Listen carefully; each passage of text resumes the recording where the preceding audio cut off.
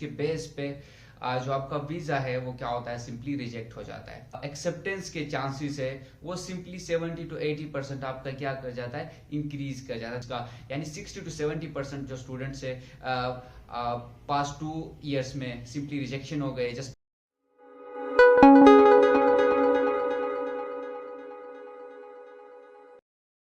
Welcome to my YouTube channel, मेरा नाम है एलिजुबर। आज के इस वीडियो में हम डिस्कस करेंगे 7 ऐसे रीजंस जिनके बेस पे आपका स्टडी वीजा सिंपली रिजेक्ट हो जाता है। देखिए, जब भी आप एडमिशन लेटर आ जाता है तो आप सिंपली क्या करते हैं, तेजी में चीजें करने की कोशिश करते हैं, जिसके बेस पे जब आप फाइल सबमिट करते हैं एम्बेसी में, whenever you submit your file in embassy, वो हर चीज को बारीकी से देखते हैं, इन डेप्थ जाके देखते हैं चीजों को, जिसके बेस पे जो आपका वीजा है वो क्या होता है, सिंपली रिजेक्ट हो जाता है। आज की इस वीडियो में हम देखेंगे, अगर आपको एडमिशन लेटर मिल जाता है या फिर आप किसी दूसरे वीजा के लिए अप्लाई करते हैं, टूरिस्ट वीजा के लिए अप्लाई करते हैं, फैमिली रीयूनियन वीजा के लिए अप्लाई करते हैं, तो उस दौरान आपने किन 7 चीजों का ख्याल रखना है। तो ये 7 चीजें जो मैं आपको बताने जा रहा हूँ, अगर आप इनका ख्याल रखेंगे तो वीजा के जो एक्सेप्टेंस के चांसेस है वो सिंपली 70 to 80% आपका क्या कर जाता है, इंक्रीज कर जाता है। The probability of getting the visa is simply increase by 70 to 80%। तो 7 चीजों का ख्याल रखना है जो मैं अभी इस वीडियो में डिस्कस कर रहा हूँ। वीडियो को एंड तक देखना है। अगर आप किसी भी वीजा टाइप के लिए अप्लाई करते हैं, डी टाइप या सी टाइप के लिए अप्लाई करते हैं, तो सारी चीजों को आप गौर से देखें और अपनी जो डॉक्यूमेंटेशन है वो प्रॉपर कर ले, ताकि आपकी जो वीजा की एक्सेप्टेंस का जो रेशो है वो सिंपली क्या हो जाए, इंक्रीज हो जाए।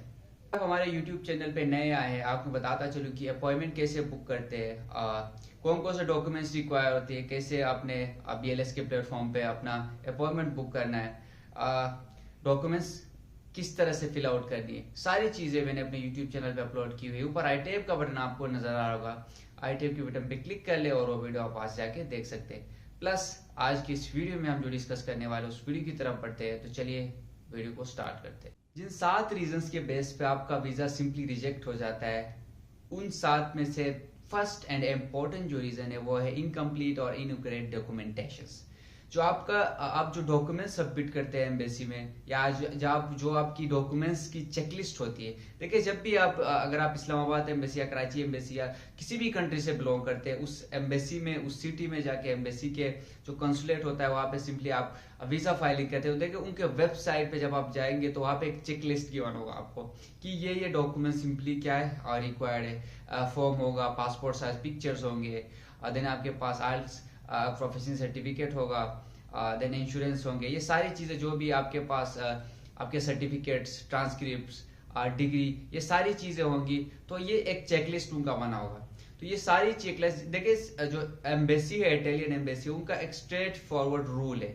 और वो स्ट्रेट फॉरवर्ड रूल ये है कि अगर आप वीजा फाइलिंग करते हैं और वीजा फाइलिंग के दौरान कोई भी एक चीज मिसिंग है, तो स्ट्रेट आपका जो सिंपली वीजा रिजेक्शन के चांसेस है वो क्या हो जाते हैं, सिंपली इंक्रीज कर जाते हैं। तो जब भी आप फाइलिंग कर ले तो चेकलिस्ट को जरूर देखें, उनकी वेबसाइट पे जाके तमाम चेकलिस्ट को देखें और डॉक्यूमेंट जो डॉक्यूमेंट चाहिए, इनकम सर्टिफिकेट हो गया, फैमिली रजिस्ट्रेशन सर्टिफिकेट हो गया, जो भी डॉक्यूमेंट्स उनको चाहिए, उन डॉक्यूमेंट्स को क्लियर करने के बाद आप क्या करें, सिंपली वीजा फाइलिंग करें। तो इनकम्प्लीट या फिर इनएक्यूरेट डॉक्यूमेंटेशन होगी। अगर आपको गलत डॉक्यूमेंट्स भी देते, इनएक्यूरेट का मतलब है कि गलत डॉक्यूमेंट देते। लेट्स सपोज आपसे उन्होंने मांगा है कि जो स्पॉन्सर की डिटेल्स चाहिए, यानी अकाउंट्स की डिटेल्स चाहिए, तो आपने कोई फेक सा सर्टिफिकेट आप उनको बना के दे दिया। अगर उसको वेरीफाई करते हो और वो फेक निकलता है तो इनएक्यूरेट जो सबमिशन के बेस पे वो सिंपली आपका जो वीजा रिजेक्ट होने के चांसेस सिंपली इंक्रीज कर जाते हैं। तो इनएक्यूरेट और ये सारी चीजें आप जहन में रखें वाइल फाइलिंग योर वीजा। तो अगर आप एक्यूरेट इंफॉर्मेशन देंगे, चेकलिस्ट को चेक करके सारी चीजें या सारे डॉक्यूमेंट्स आप क्लियर कर लेंगे, तो आपके जो वीजा के जो एक्सेप्टेंस होने के चांसेस क्या हो जाएंगे, सिंपली इंक्रीज कर जाएंगे। सेकंड रीजन है जिसके बेस पे वीजा की रिजेक्शन होती है, वो होता है simply insufficient financial resources. Insufficient financial resources के बेस पे अबाउट 60 to 70% जो स्टूडेंट होते हैं उनकी वीजा के सिंपली क्या होता है, वीजा जो है पास्ट 2 to 3 ईयर्स में क्या हो गया, सिंपली रिजेक्ट हो गए। तो इसमें यह होता है कि जब आप वीजा फाइलिंग करते हैं तो you have to show them कि आपके मेडिकल एक्सपेंसेस या फिर आपके लिविंग एक्सपेंसेस, ट्यूशन फी जो है ना, आप सिंपली पे कर सकते हैं। यानी आपका जो इनकम सर्टिफिकेट होता है या फिर फैमिली स्पॉन्सर का जो इनकम सर्टिफिकेट होता है, दैट डिफाइंस कि आप सिंपली जो अमाउंट है, यानी जितने भी यूरोज बनते हैं, फॉर एग्जांपल अगर आपकी ट्यूशन फी 2,000 यूरोज है, एंड देन आपकी लिविंग एक्सपेंसेस 6 to 7,000 यूरोज बन रही है, 5,000 यूरोज बन रही है, तो 7,000 यूरोज वो हो गए एक्सपेंसेस, मेडिकल एक्सपेंसेस, ये सारे मिला के 10,000, यानी आपकी जो इनकम है सिंपली उस रेंज में आना चाहिए जिस रेंज में आपके एक्सपेंसेस वहां जाने के बाद होंगे। तो you have to show them a proper like financial support, income certificates, family, यानी आपकी जो कोई प्रॉपर्टी होगी प्रॉपर्टी सर्टिफिकेट आप प्रॉपर उनको दिखाएंगे। देन उसके बेस पे आपकी क्या होगी, फाइनेंशियल रिसोर्सेज जो आपके पास है वो इनसफिशिएंट नहीं होंगे, वो सफिशिएंट होंगे for your expenses that will happen simply in Europe और इटली में। जब आप जाएंगे तो आपके जितने भी एक्सपेंसेस होंगे वो आपकी फैमिली को कर सकते हैं, या फिर आपके जितने भी स्कॉलरशिप्स के डॉक्यूमेंट्स है वो आप उनको दिखा सकते हैं कि yes this organisation is simply offering a scholarship. तो ये डॉक्यूमेंट्स है, ये आप देख सकते हैं कि इतने यूरोज ये हमें प्रोवाइड कर रहे हैं। तो उसके बेस पे भी आपके जो सिंपली डॉक्यूमेंटेशन है वो स्ट्रॉन्ग बन सकती है। स्पॉन्सर्स जो भी आपको स्पॉन्सर कर रहा है, आपके पेरेंट्स हो सकते हैं या फिर आपके सिबलिंग्स वगैरह हो सकते हैं, उनके बेस पर आपको एफिडेविट बनवाना होगा, उनके इनकम सर्टिफिकेट्स वगैरह, उनके जो है बैंक जो स्टेटमेंट्स होते हैं पास्ट 6 मंथ्स के, वो चीज़ें आपको चाहिएंगे। वो चीज़ें आप सिंपली क्या करेंगे, एम्बेसी में सबमिट कराएंगे। दैट शोज कि you have that much financial support, जो आपको क्या करे सिंपली जब आप इटली जाएंगे तो वहाँ पे आपको फाइनेंशियली सपोर्ट कर सकते हो। सेकेंड रीजन ये कि इनसफिशिएंट जो है फाइनेंशियल सपोर्ट की वजह से या फाइनेंशियल का, यानी 60 to 70% जो स्टूडेंट्स है पास्ट 2 years में सिंपली रिजेक्शन हो गए just because of this insufficient financial resources के बेस पे।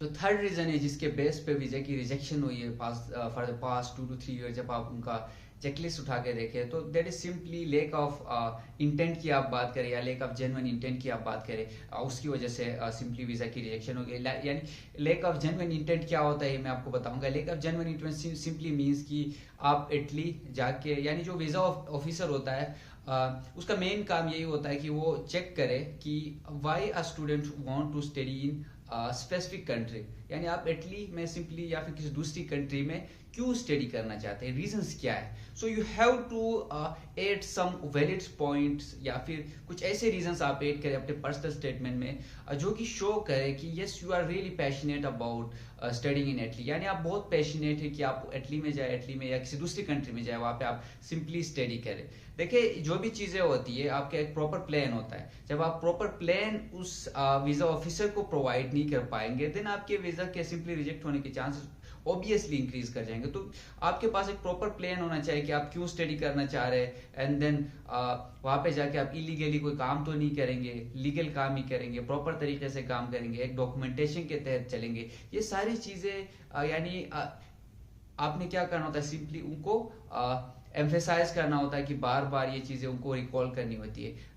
और प्लस अगर आप देखें बहुत सारे स्टूडेंट्स का ये होता है कि जब आपसे पूछा जाता है इन इंटरव्यू कि will you come back to Pakistan after studying 2 to 3 years in a specific country, तो मोस्टली स्टूडेंट्स का आंसर ये होता है कि नो, बिकॉज उनको आइडिया नहीं होता है कि हमने क्या आंसर करना है। सो उस केस में आपने सिंपली क्या आंसर करना है, yes I am really passionate to study in Italy, but on the other side I really thought about my country, my community, and I really want to serve my community at a better level. So after getting like master degree or bachelor degree from an institute in a specific country, मैं वापस आऊँगा अपनी country में, आऊँगा अपनी country को सर्व करूँगा, अपनी कंट्री को बेटर पोजीशन पे लेके जाऊँगा। So you have to show कि आप अपनी कंट्री के लिए भी पैशनेट है, आप वहाँ पे भी जाके स्टडी जो करेंगे उससे आपकी कंट्री को ही फायदा होगा। तो वीजा ऑफिसर जो होता है वो सारी चीजें काउंट कर रहा होता है। तो आपने जो भी अपने आंसर्स देते हैं आप या फिर अपने पर्सनल स्टेटमेंट में जो भी चीजें आप ऐड करते हैं,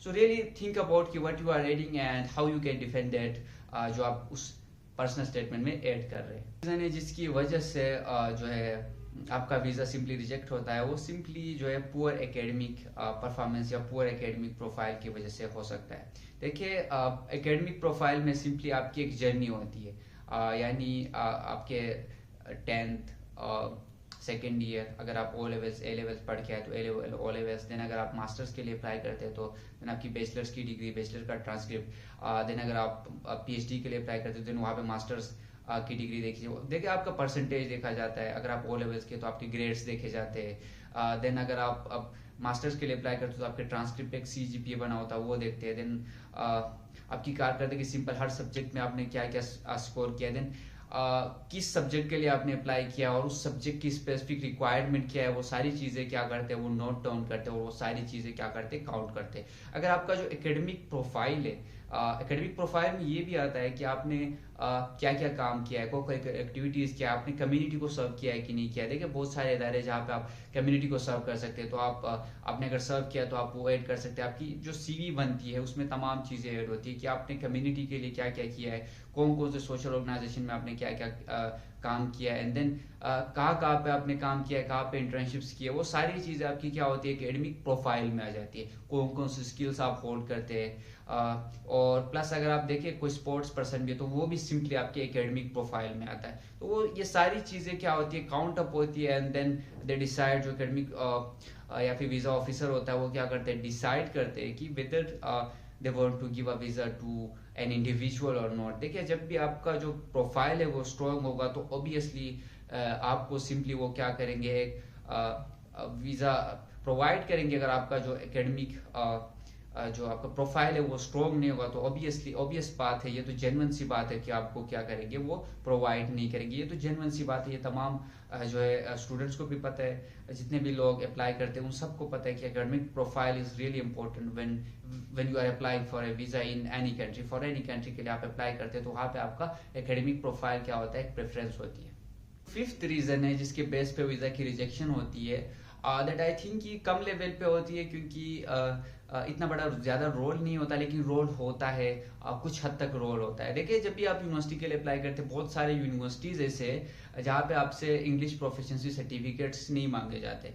आप क्या करते हैं, जिस इदारे से आपने पढ़ा है वहाँ से आप क्या करते हैं, सिंपली इंग्लिश प्रोफिशिएंसी सर्टिफिकेट लेते हैं और उन यूनिवर्सिटीज़ के लिए अप्लाई करते हैं। बट कुछ एम्बेसीज में, जिस तरह आप इटालियन एम्बेसी की बात करें तो ये एम्बेसी की रिक्वायरमेंट होती है कि आपके पास सिंपली क्या होना चाहिए, एक आइल्स का जो है टेस्ट रिकॉर्ड होना चाहिए। तो ये एम्बेसी की रिक्वायरमेंट है, यूनिवर्सिटीज़ की रिक्वायरमेंट नहीं है। तो आप सिंपली जब आप एम्बेसीज में या कॉन्सुलेट में आप क्या करते हैं, अपनी वीज़ा फाइलिंग करते हैं तो आपकी इंग्लिश प्रोफिशिएंसी चेक करते हैं। इंग्लिश प्रोफिशिएंसी हो सकता है आपसे इंटरव्यू में भी चेक कर ले वो, whenever you are giving an interview तो आपसे डिफरेंट क्वेश्चंस पूछे जाते हैं। For example you have to introduce yourself, जिसमें आप अपने बारे में बताते हैं, where you come from, what are your hobbies, what are your interest, your co-curricular activities plus your academic background, ये सारी चीज़ें आप क्या करते हैं, एडअप करते हैं और वहाँ पे आपकी इंग्लिश प्रोफिशिएंसी को चेक किया जाता है। प्लस जो आपका आइल्स का या फिर जो टोफल वगैरह टेस्ट होते हैं वहाँ पे भी क्लियरली लिखा होता है कि आपका जो बैंड बनता है, प्रॉपर बैंड बनता है कि आपने कितना बैंड किया और आप किस लेवल पे फॉल कर रहे हैं। तो वहाँ से भी आपकी क्या होती है, इंग्लिश प्रोफिशिएंसी जो रिक्वायरमेंट होती है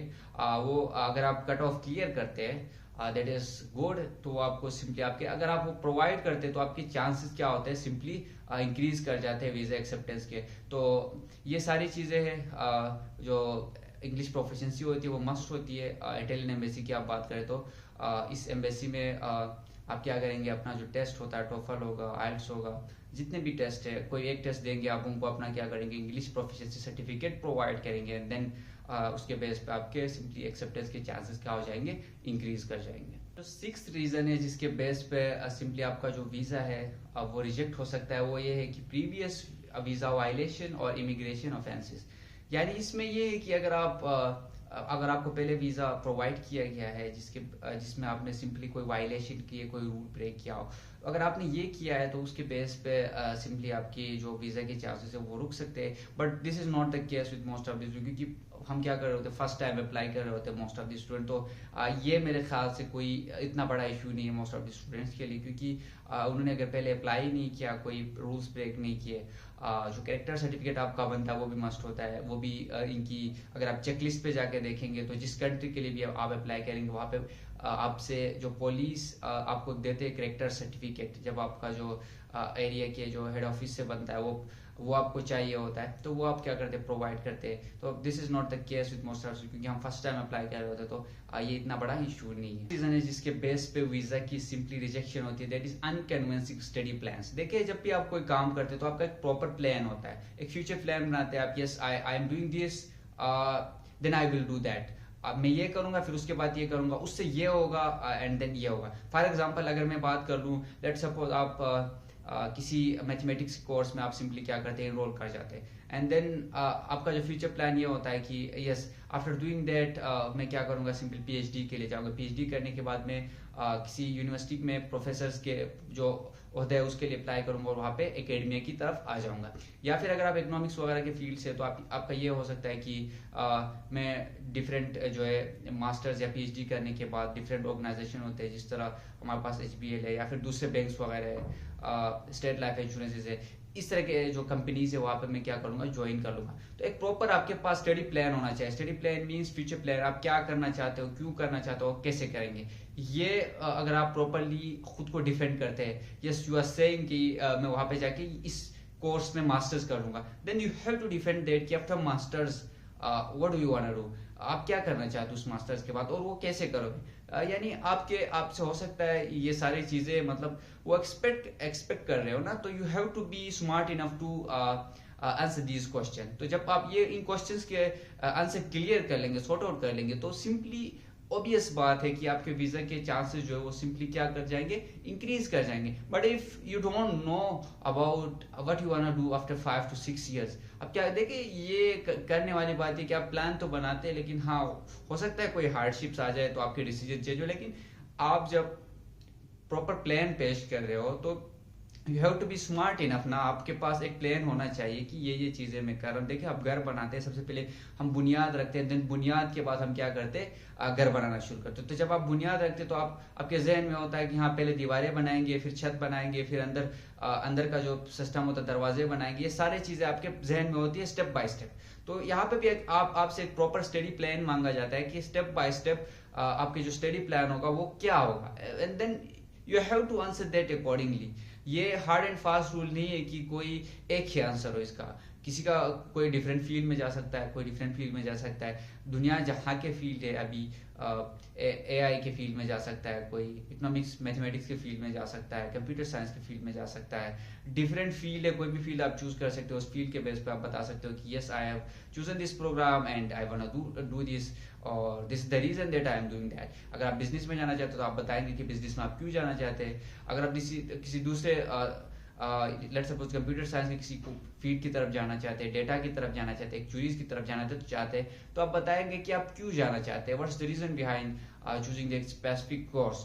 तो ये तमाम चीजें आपसे क्या करते हैं, वो एक्सपेक्ट करते हैं, then you have to answer these question और आपने उनके एक्सपेक्टेशन पे सिंपली फॉलो करना है। तो ये 7 रीजन है जिसके बेस पे आपकी जो वीजा की जो रिजेक्शन के चांसेस है वो क्या कर सकते हैं, इंक्रीज भी कर सकते हैं, डिक्रीज भी कर सकते हैं। But it depends on you how you like deal with these 7 जो है रीजंस या 7 प्रॉब्लम्स। तो आपने जब भी वीजा की फाइलिंग करनी हो तो इन तमाम जो रीजंस जो मैंने अभी आपको एक्सप्लेन करके बताया, इन सब रीजंस का ख्याल रखना है और अपनी जो डॉक्यूमेंटेशन है उसको प्रॉपर तरीके से सॉर्ट आउट करना है। इस वीडियो को तमाम स्टूडेंट्स तक शेयर कर ले जो वीजा की फाइलिंग करना चाहते हैं या फिर अगले साल के लिए 2025-26 के लिए डिफरेंट यूनिवर्सिटीज में अप्लाई कर रहे हैं, ताकि उनके लिए भी ये एक हेल्पफुल वीडियो साबित हो और वो अपनी वीजा के फाइलिंग में क्या कर सके, इस वीडियो से हेल्प ले सके और उनका वीजा सिंपली आ जाए। So thank you so much for watching this video.